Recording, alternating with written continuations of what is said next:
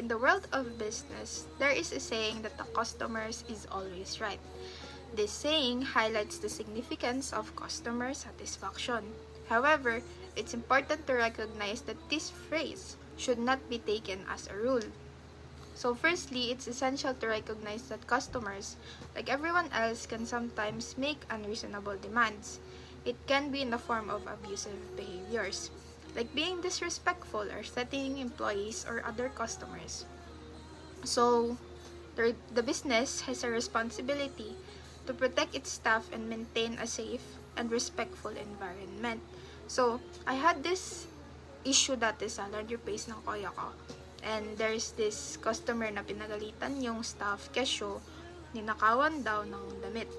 It came to the point that she took a picture of the staff, and para sa akin that was an abusive behavior.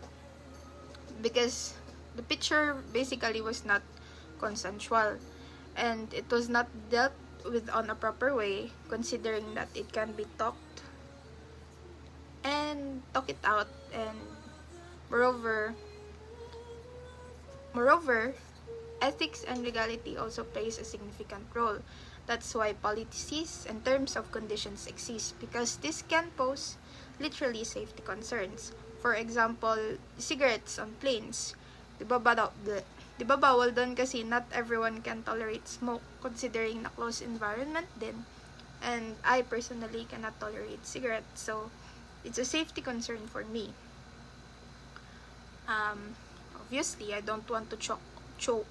I don't want to choke on my way to my destination. So, of course, it's illegal to smoke on planes.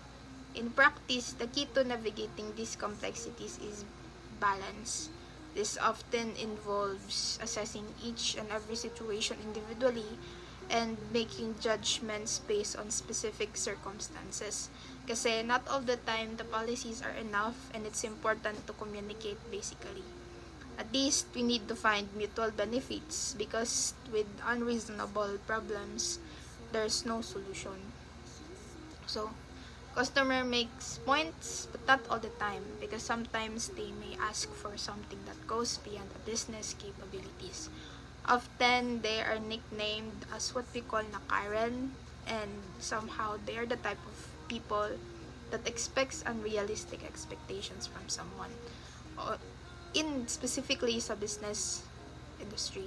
So, personal experience ko with this lesson is yung term na trabaho man yan nila, especially in food establishments, kasi meron talaga yung tao na parang kakain lang ng aso and leave things on the table. So, out of human decency siguro, you were given a service and you were not supposed to abuse it. So, fuck.